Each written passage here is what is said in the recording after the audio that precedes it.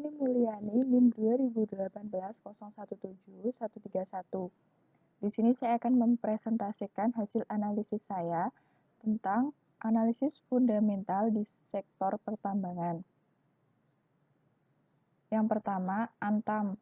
PT Aneka Tambang Tbk bergerak dalam bidang pertambangan, simpanan alam, manufaktur, perdagangan, transportasi, dan jasa terkait lainnya.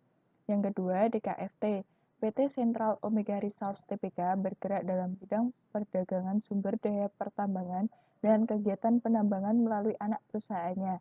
Yang ketiga, MDKA. PT Merdeka Cooper Gold Tbk sebagai induk dengan 2 anak perusahaan yang bergerak di bidang pertambangan meliputi eksplorasi dan produksi emas, perak, tembaga, dan mineral lainnya di masa depan. Yang keempat, PSAB, PT G Resource Asia Pasifik Tbk, perusahaan induk yang terutama berinvestasi dan mengelola bisnis pertambangan emas bersama dengan bisnis logam mulia lainnya. Yang pertama, analisis kuantitatif data rasio subsektor pertambangan. Yang saya gunakan jenis rasionya ROE, DER, PER, PBVR, dan dividend yield. Yang pertama, ROE dari Antam adalah 0,94%, DKFT minus 22,62%, MDKA 14,68%, PSAB minus 2,28%, DER untuk Antam 65,90%, DKFT 237,49%, MDKA 74,36%, PSAB 213,47%, PER Antam 153,70 kali, DKFT minus 3,71 kali, MDKA 37,39 kali, PSAB minus 60,41 kali, PBVR 1,44 kali, DKFT 0,84 kali, MDKA 5,48 kali, PSAB 1,39 kali. Dividend yield Antam 0,26%, DKFT dividend yieldnya 0, MDKA dividend yieldnya 0, PSAB dividend yieldnya 0. Sumber ini saya peroleh dari aplikasi RTI Busines pada tanggal 25 Oktober 2020 pukul 14.00 WIB. Selanjutnya, analisis ranking. Yang saya ranking hanya Antam dan MDKA. DKFT dan PSAB tidak saya ranking karena data dari ROE-nya saja sudah minus sehingga tidak mendukung untuk dianalisis lebih lanjut. Ranking pertama untuk ROE diperoleh oleh MDKA, yang kedua Antam karena ROE semakin besar semakin baik. Untuk DER, Antam memperoleh ranking pertama, MDKA ranking 2 karena DER semakin kecil semakin baik. Untuk PER, MDKA memperoleh ranking pertama, Antam memperoleh ranking kedua karena PR juga semakin kecil semakin baik. Untuk PBVR, Antam memperoleh ranking pertama dan MDKA memperoleh ranking kedua karena PBVR semakin kecil semakin baik.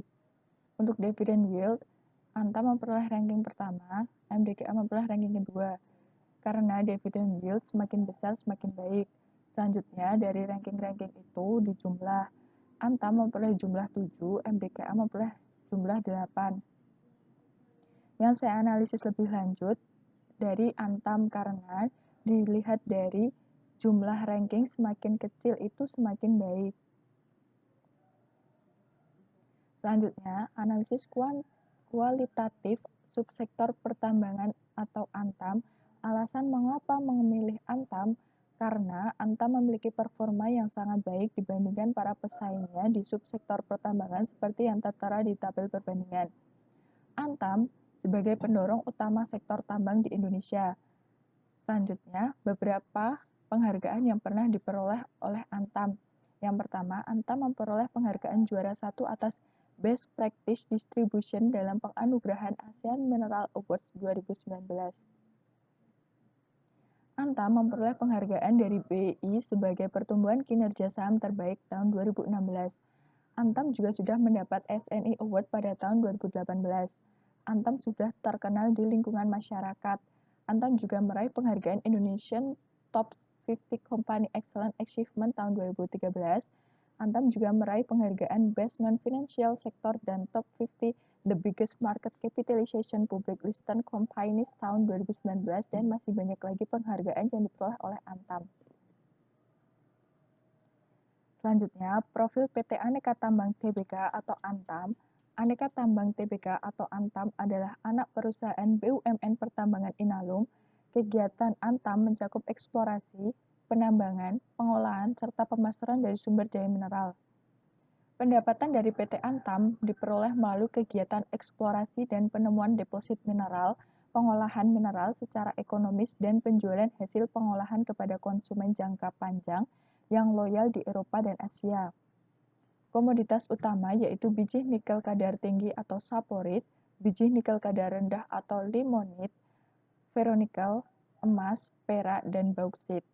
Aneka Tambang Persero Tbk atau Antam adalah sebuah perusahaan pertambangan yang sebagian besar sahamnya dimiliki oleh pemerintah Indonesia sebanyak 65% dan masyarakat atau publik sebanyak 35%.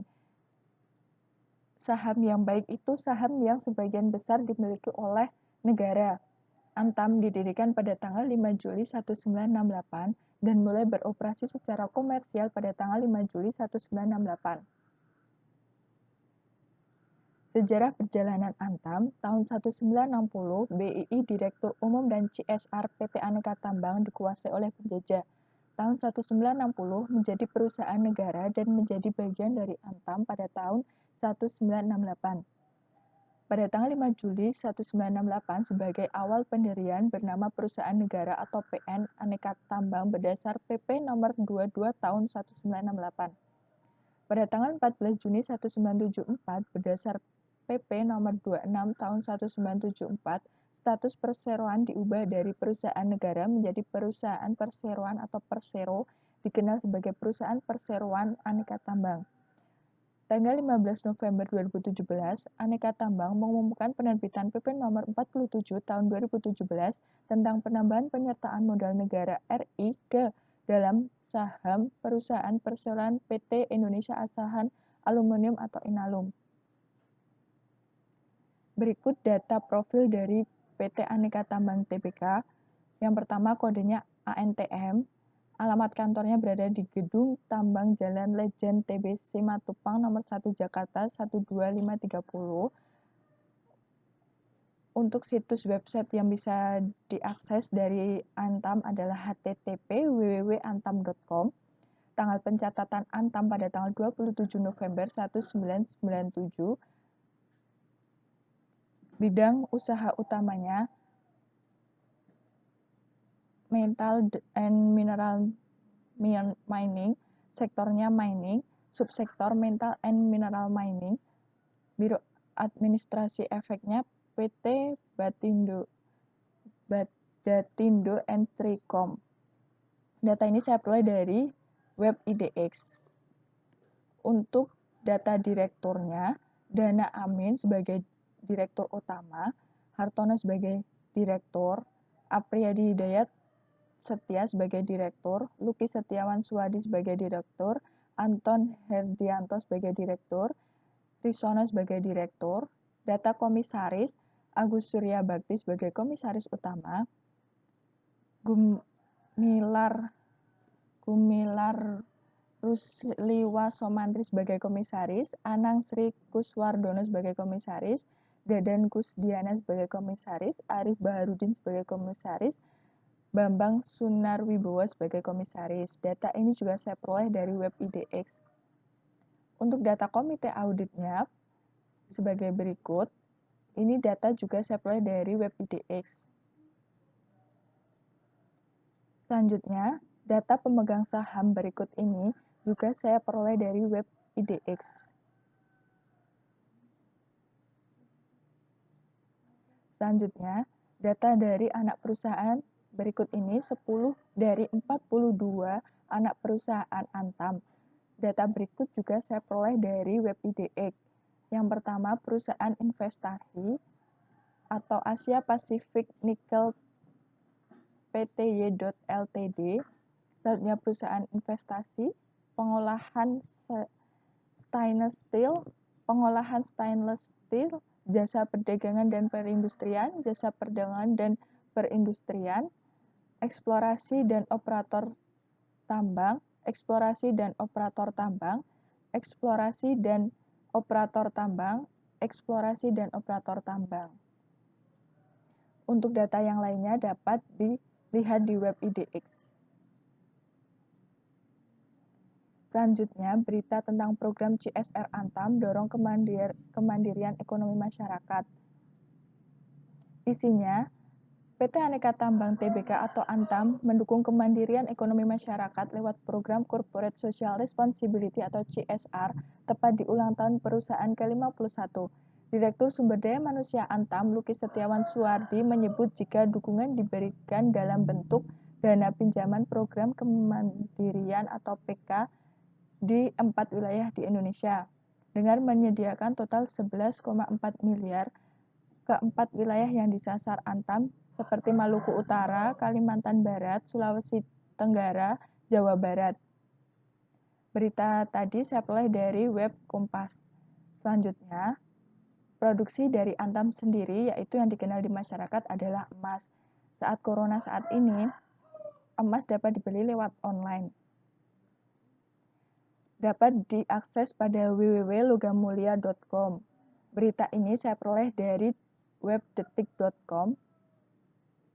Selanjutnya, analisis dari income statement-nya, revenue-nya itu kalau semakin naik semakin baik.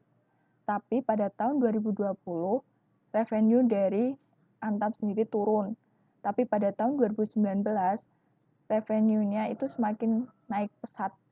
Kemudian dari balance sheet-nya, dari tabel aset, kalau semakin naik semakin baik. Dari tahun 2015 ke tahun 2017 dia stabil dan pada tahun 2018 dia mengalami penaikan, tapi pada tahun 2019 asetnya mengalami penurunan dan stabil pada tahun 2020. Untuk debt equity ratio atau DR atau utangnya, itu kalau semakin turun dia semakin baik. Nah, pada tahun 2015 sampai 2017 mengalami penurunan, tapi pada tahun 2018 mengalami kenaikan, tapi dapat turun lagi pada tahun 2019 dan stabil di tahun 2020. Kesimpulan, berdasarkan analisis dari beberapa data yang diperoleh, disimpulkan bahwa Antam bernilai positif di 5 tahun terakhir ini. Hasil ini dapat dijadikan sebagai bahan pertimbangan oleh calon investor yang akan menanamkan modalnya di sektor pertambangan atau PT Aneka Tambang Tbk atau Antam dengan mencari dividen yield karena pada tahun 2020 Antam bagikan dividen yield sebesar 0,26%. Sekian presentasi dari saya. Untuk menutup presentasi saya akan memberikan sebuah pantun. Pak Tani pergi ke sawah, pulang-pulang bawa ikan. Jika tutur kata saya banyak yang salah, mohon kiranya untuk dimaafkan. Semoga bermanfaat. Terima kasih. Salam.